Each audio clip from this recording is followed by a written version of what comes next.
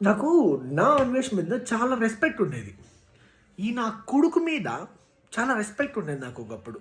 So even bettings కానీలేండి, ఏదన్నా కానీలేండి, చాలా బాగా ఫైట్ చేశాను నిజంగానే. నేను అన్ని వీడియోస్ ఫాలో అయ్యాను నేను నా అన్వేష్వి. ఓకే, ఈ నా కొడుకు ఇప్పుడు శివాజీ గారి ఇష్యూ మీద దాని మీదే మాట్లాడాల. హిందూస్ తీసుకొచ్చేది, ఆ టెంపుల్స్ని తీసుకొచ్చేది ఎవర్రా నా కొడక నువ్వు? నీ ఇష్టం వచ్చిన మాట్లాడి, నీ వ్యూస్ కోసం నువ్వు ఇష్టం వచ్చినట్టు మాట్లాడచ్చు అనుకుంటున్నావా నువ్వు?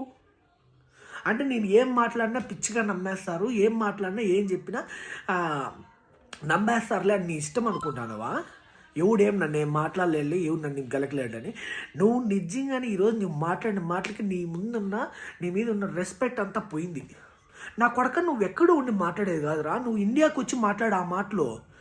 ఇది గరికపాటి గారి ఆ బూతులు నీలాగా నేను మాట్లాడలేనులే, కానీ కోయేస్తావు నువ్వు అంత ధైర్యం ఉంటే నువ్వు వచ్చి టచ్ చేయరాల.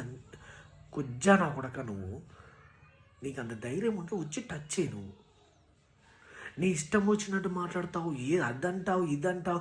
ఓకే నేనైతే ఓకే, ఇప్పుడు నువ్వు శివాజీ గారు మాట్లాడింది తప్పే అయితే ఓకే, తప్పే అన్నప్పుడు దాని గురించి మాత్రమే మాట్లాడాలి, ఆ టాపిక్ గురించి మాత్రమే మాట్లాడాలి. నువ్వు ఎన్నిసార్లు వీడికి ఏమంటే వ్యూస్ తగ్గినాయంటే, లేకపోతే ఏమన్నా తగ్గిందంటే, ఏదైనా ఫాలోయింగ్ తగ్గిందంటే అప్పుడే బూతులు ఎత్తుకుంటాడు భయ్య వీడు. ఏదో ఒకటి కాంట్రవర్సీ అవ్వాలా, కాంట్రవర్సీ అయ్యి వ్యూస్ రావాలా, మనీ కావాలా, అంతే. దానికోసం ఎవరమ్మనన్నా తిడతాడు, ఎవరమ్మనన్నా లాక్కొస్తాడు బజార్కి. ఎంత గలీజ్గా మాట్లాడతాడంటే వీడు, పక్కన వాళ్ళని లంజా కొడక అని ఎన్నిసార్లు మాట్లాడినాడు వీడు.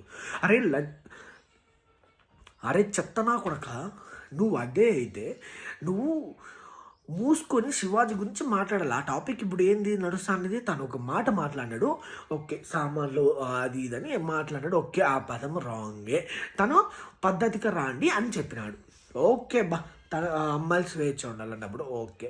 ఇన్స్టాగ్రామ్లో అప్పుడు ఎవడో ఒక ట్రెండ్ కూడా నడిచింది, సామాన్లు బాగుండాలంటే అన్నప్పుడు. అప్పుడంతా వీళ్ళు ఎక్కడ వినర్రా? అప్పుడంతా ఏం బొచ్చు బిక్తున్నారా మీరు? అప్పుడు కూడా మాట్లాడాలి కదా.